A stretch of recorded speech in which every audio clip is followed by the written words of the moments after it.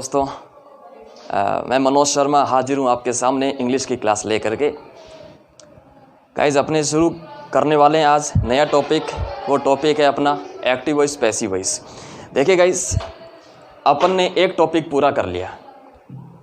इस एक टॉपिक से आपको कितना कॉन्फिडेंस आता है और इस टॉपिक को आप कितनी बार पढ़ते हैं और कितनी बार इसके ऊपर रियाज करते हैं, कितनी प्रैक्टिस करते हैं। हर दिन प्रैक्टिस करें, एक अच्छा अनुभव मिलेगा। हर दिन आपको नया अनुभव देखने को मिलेगा गाइस, है ना। तो इंग्लिश के साथ बने रहने के लिए आपको अच्छे से पढ़ना पड़ेगा गाइस। हर एक वीडियो को बहुत ही अच्छे से पढ़ना पड़ेगा। अपने हाथ से अच्छे अच्छे नोट्स बनाइए गाइस, है ना। चलिए आज अपने नया जो टॉपिक ले रहे हैं वो है अपना topic active voice passive voice. बहुत ही इजी टॉपिक है ये, active voice passive voice. Active voice passive voice, इसका देखिए इसमें हमें करना क्या है। बिल्कुल आपको बेसिक जो फॉर्मूला है वो याद रखना है इसका। बाकी सारे सेंटेंस इसके जो एक्टिव को होंगे वो सारे इसी एक बेसिक फॉर्मूला के ऊपर डिपेंड रहेंगे, ठीक है। तो हमें याद रखना है एक्टिव वॉइस को पैसिव वॉइस में चेंज करना है या फिर पैसिव वॉइस को एक्टिव वॉइस में चेंज करना है। इसके लिए हमें एक बेसिक फॉर्मूला याद रखना पड़ेगा। वो याद रखना पड़ेगा। मैं एक्टिव वॉइस को AB से डिनोट कर रहा हूँ। तो देखिए, subject plus verb plus object, ये अपना एक्टिव वॉइस का स्ट्रक्चर है, एक्टिव वॉइस का फॉर्मूला है। Subject verb object. अब हमें इसे पैसिव वॉइस में जब चेंज करना हो, तब हम क्या करेंगे, ऑब्जेक्ट किया, ऑब्जेक्ट प्लस हेल्पिंग वर्ब आएगी। अब हेल्पिंग वर्ब कौन सी आएगी, जो हेल्पिंग वर्ब जो टेंस होगा उसी टेंस की हेल्पिंग वर्ब हमें यहाँ पर लगानी पड़ेगी। इसके बाद में जो ये वर्ब है, मेन वर्ब है, इसकी हमें थर्ड फॉर्म बनाना है, ठीक है। हमेशा ध्यान रखना पड़ेगा, यहाँ पर हम थर्ड फॉर्म लिखेंगे। जो भी यहाँ पर वर्ब आएगी उसकी हम यहाँ पर थर्ड फॉर्म लिखेंगे। इसके बाद में बाई का यूज करेंगे। इसके बाद में जो सब्जेक्ट है वो पीछे चला जाएगा। ये इसका गाइज बिल्कुल बेसिक फॉर्मूला है, इसको हमें याद रखना है। एक्टिव वॉइस का सब्जेक्ट वर्ब ऑब्जेक्ट ये होता है और पैसिव वॉइस में object helping verb third form by और सब्जेक्ट होता है। अब मैं आपको बताऊं कि देखिए इसमें हमें याद रखना है सब्जेक्टिव केस कौन सा होता है, ऑब्जेक्टिव केस कौन सा होता है और एक पोजेशन केस कौन सा होता है ना। किसमें कैसे हमें चेंज करना है। मान लो आई है, आई को हमने चेंज किस में किया, मी में चेंज किया। आई को किस में किया, मी में किया, और मी को माई में किया। आई मी माई, आई मी माई, मतलब आई सब्जेक्ट है, मी ऑब्जेक्ट है, माई पोजेशन केस है। अब अगर अपने सेंटेंस में यहाँ पर आई आता है, आई आएगा तो यहाँ पर हमें क्या करना पड़ेगा, मी करना पड़ेगा। और अगर यहाँ पर मी आता है ऑब्जेक्ट के रूप में, जब हम इधर लेकर के आएंगे मी को तो वो आई बन जाएगा। और माई जो है, ये जो फॉर्म होगी वो कभी भी चेंज नहीं होगी। चाहे माई यहाँ पे आए तो भी माई इधर लिखा जाएगा, चाहे माई इधर आए तो भी माई इधर हमें लिखना पड़ेगा, ठीक है। और पोजेशन केस के बाद में हमेशा कोई न कोई नाउन आपको ज़रूर देखने को मिलेगी। अब वी का देखो, अगर वी आता है, वी को इधर हम लिखेंगे तो किस में लिखेंगे, अस में लिखेंगे। और वी का पोजेशन केस कौन सा होता है, ओवर होता है। इसी तरह से अगर हमें यहाँ पर अस मिलेगा तो हमें यहाँ पर वी लिखना पड़ेगा। यू का ऑब्जेक्ट यू ही होता है और यू का पोजेशन योर होता है। ही का ऑब्जेक्ट हिम होता है और पोजेशन हिज होता है। शी का ऑब्जेक्ट हर होता है और पोजेशन भी हर होता है। दे और देम और देयर होता है। देखिए गाइस, इस बात से आपको ये बात समझ में आ गई होगी कि सब्जेक्ट को ऑब्जेक्ट में चेंज करना है और ऑब्जेक्ट को सब्जेक्ट में चेंज करना है। चेंज कौन सा नहीं होगा, ये पॉजेसिव केस वाला जो है ये चेंज नहीं होगा। मतलब आई है तो मी में और मी है तो आई में चेंज करना है, वी है तो अस में, अस है तो वी में चेंज करना है, यू है तो यू को यू में चेंज करना है, ही है तो हिम में चेंज करना है, हिम है तो ही में चेंज करना है, शी है तो हर में करना है, हर है तो शी में करना है। अब आप कहोगे कि सर इसमें भी हर है इसमें भी हर है, हमें कैसे पता चलेगा कि किस हर को कब चेंज करना है ना। तो यहाँ पर क्या होगा, इस हर के बाद तो आपको कुछ नहीं मिलेगा, मतलब नाउन हमें नहीं मिलेगी, और इस हर के बाद हमें क्या मिलेगी, नाउन मिलेगी। ठीक है, जिसके पीछे नाउन मिले तो वो हमें हर चेंज नहीं करना है, जिसके पीछे कुछ नहीं मिले, सेंटेंस यहाँ पर एंड हो जाता है, तो हम उस हर को शी में चेंज कर देंगे। और यहाँ पर दे को दे में करना है, और यहाँ पर देर होता है, देर चेंज नहीं होगा, दे को दे में करना है और देम को दे में करना है। तो आई होप कि गाइज ये जो टेबल है आपको समझ में आई होगी, है ना। ये एक्टिव वॉइस पैसिव वॉइस का पूरा बेसिक स्ट्रक्चर है। इसके बाद में हम चर्चा करेंगे टेंस वाइज, टेंस वाइज हम पढ़ेंगे गाइज। ठीक है, कि प्रेजेंट टेंस का है या प्रेजेंट सिंपल टेंस का है या प्रेजेंट कंटिन्यूस टेंस का है या प्रेजेंट परफेक्ट टेंस का है, अलग अलग टेंस के बारे में हम चर्चा करेंगे गाइज आगे। ठीक है, आई होप कि आपको ये बात समझ में आई, अच्छे से समझ में आई गाइज। हमें बिल्कुल बेसिक से चलना है, जीरो लेवल से हमें शुरू करना है, और हमारा मकसद क्या है गाइज, आपको जीरो से लेकर के हीरो तक लेकर के जाना है ना। हमारा ये मकसद है, जीरो टू हीरो, आपको हीरो बनाना है इसके अंदर।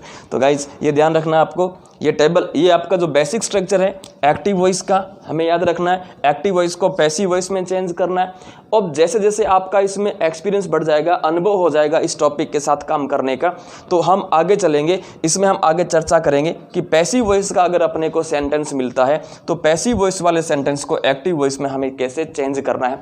वो जो प्रोसेस है वो प्रोसेस बाद का है। सबसे पहले आपको ये बेसिक सीखना है, एक्टिव से पैसिव सीखना है, ये बेसिक है, ये आपको टेबल अच्छे से आनी चाहिए। इतना सा ही है गाइज, मेन जो अपने को सीखना है वो इतना सा ही है, बाकी टेंस के अकॉर्डिंग सब कुछ चेंज होता जाएगा। ठीक है, तो गाइज आई होप कि आपको समझ में आ रहा है सब कुछ, है ना। आप थोड़ा धैर्य रखें, पैशन रखें गाइज, है ना। टीचर पर विश्वास रखें गाइज, है ना। विश्वास सबसे बड़ी चीज़ होती है ना।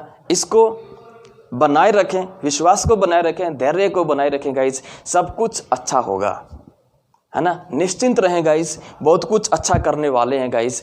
जो ये प्लेटफॉर्म आपको दिया जा रहा है, इस प्लेटफॉर्म पे आपको बहुत कुछ सीखने को मिलेगा गाइज, है ना। सब कुछ, मतलब ऑल द सब्जेक्ट्स आपको इसी प्लेटफॉर्म के जरिए आपको बताया जाएगा। इस प्लेटफॉर्म के माध्यम से आपको सब जो भी नॉलेज जानकारियां हैं वो आपको आप तक पहुंचाई जाएगी गाइस। आपको एक ही काम करना है guys, stay tuned with us guys. Okay, so चलते हैं आगे। आई होप कि आपको ये बात समझ में आई, एक्टिव वॉइस का और पैसिव वॉइस का, और ये जो टेबल है उसके बारे में।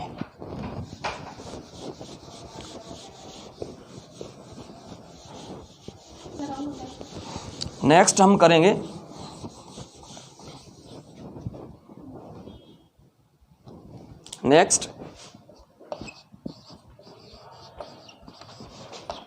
Present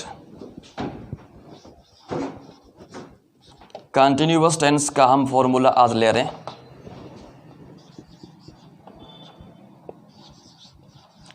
subject plus is am are plus verb with ING form. ये है गाइस टेंस का एक्टिव वॉइस का फॉर्मूला। टेंस कौन सा है? Present continuous tense. ठीक है, देखिए गाइस, प्रेजेंट कंटिन्यूअस टेंस। अब कंटिन्यूअस की स्पेलिंग ध्यान से देखना, CONTINUOUS होता है। ठीक है, कभी कभार हम कंटिन्यूअस की स्पेलिंग में मिस्टेक कर देते हैं।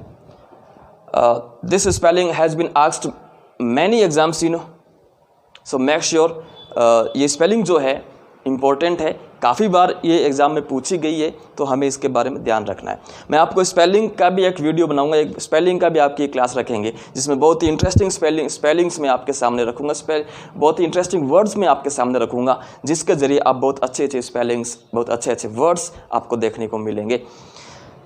पैसिव वॉइस देखिए गाइज प्रेजेंट कंटिन्यूअस टेंस का। एक्टिव वॉइस का वापस देखिए subject plus is am are plus verb with ING form plus object. Passive voice में हम क्या करेंगे, ऑब्जेक्ट को आगे लेकर के आएंगे। Object is am are plus being plus third form plus by plus subject.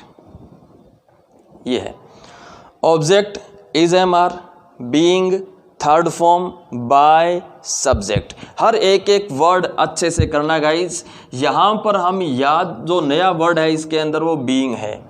Object is am are, इसके बाद हम यूज कौन सा कर रहे हैं, बीइंग का कर रहे हैं। ठीक है, अब बीइंग यूज किस में होगा, कंटिन्यूस टेंसेस में होगा। तो ये प्रेजेंट कंटिन्यूस टेंस है। प्रेजेंट कंटिन्यूस टेंस में हेल्पिंग वर्ब के बाद हमेशा ध्यान रखना गाइज बीइंग का यूज करेंगे। इसके बाद हमें थर्ड फॉर्म का यूज करना है, इसके बाद हमें बाई का यूज करना है। फिर हम क्या करेंगे, सब्जेक्ट को इधर लेकर के जाएंगे, ऑब्जेक्ट की तरफ लेकर के जाएंगे। ठीक है, इसके अपने एक दो एग्जाम्पल देख लेते हैं। एक्टिव वॉइस का है you are teaching English. You are teaching English. तो यहां पर देखिए हमें पैसिव वॉइस में चेंज करना है। हमें समझ में आया कि प्रेजेंट कंटिन्यूस टेंस है। जैसे ही हमें ये समझ में आया कि प्रेजेंट कंटिन्यूस टेंस है तो हम क्या करेंगे, ऑब्जेक्ट को हम पहले लेकर के आएंगे। तो ये रहा अपना ऑब्जेक्ट इंग्लिश, रख दिया इंग्लिश। इंग्लिश के साथ में इज, इंग्लिश इज। अब क्या लगाओगे, अब बीइंग लगाओ, लगा दिया बीइंग, इंग्लिश इज बीइंग। अब टीच की थर्ड फॉर्म क्या होती है, टोट होती है, ये लगाओ, टोट लगा दिया। English is being taught by अब यू का जो ऑब्जेक्ट होता है वो यू ही होता है। हमने टेबल के अंदर सुना था, टेबल के अंदर हमने पढ़ा था कि यू का ऑब्जेक्ट यू ही होता है। तो English is being taught by you. तो सर हमें इसकी ज़रूरत क्यों पड़ती है, हम एक्टिव वॉइस को पैसिव वॉइस में क्यों बोलते हैं, है ना। अब फ्रैंकली स्पीकिंग मैं आपको इसलिए बताता हूँ। देखिए फ्रैंकली स्पीकिंग के अंदर ध्यान रखना, कभी कभार अपने को मार खाने से, डांट फटकार सुनने से, इनसे भी हमें ये पैसिव वॉइस बचाता है ना। तो हम सीधा ही मान लो किसी ने कोई फ़ैन तोड़ दिया, मान लो आपने अपने रूम में, अपने क्लासरूम में या फिर अपने घर के अंदर कोई फ़ैन तोड़ दिया या फिर कोई कांच की कोई ग्लास तोड़ दी, कुछ भी आपने कोई नुकसान कर दिया और उसमें आपने नुकसान किया है, लेकिन आप 3-4 आपके साथ में 3 और 4 आपके ब्रदर और सिस्टर आपके आसपास में है और अब आप नाम लगा रहे हो, आपके पास आपके पेरेंट्स नहीं है ना। आपको पेरेंट्स उसकी आवाज़, आपके जो टूटने की आवाज़ है ना, गिरने की आवाज़ है, वो पेरेंट्स तक पहुंची या टीचर्स तक पहुंची, तो वो जैसे ही आपके पास आएंगे आप क्या बोलेंगे, आप कि ये टूट गई या तोड़ी जा चुकी है। अब किसके द्वारा तोड़ी जा चुकी है ये अगर बताओगे तो ऑन द स्पॉट आपको कुछ न कुछ वहाँ पर अनएक्सपेक्टेड देखने को मिल सकता है ना। तो एक तो ये तरीका है ना। दूसरा, एक्टिव वॉइस का मतलब है जिसमें सब्जेक्ट एक्टिव होता है और पैसिव वॉइस का मतलब है जिसमें सब्जेक्ट एक्टिव नहीं होता है ना। और एक्टिव वॉइस में सब्जेक्ट के बारे में बात की जाती है, पैसिव वॉइस में ऑब्जेक्ट के बारे में बात की जाती है। इतना सा फर्क है गाइस। ठीक है, चलते हैं, बाकी अपन बात करेंगे नेक्स्ट वीडियो के अंदर। तब तक आप क्या करेंगे, आप अच्छे से पढ़ेंगे। जो भी मैंने आपको इन्फॉर्मेशन बताई है, आई होप कि आपको इसको अच्छे से पढ़ेंगे। ठीक है ना guys, thank you very much, have a nice day, good luck.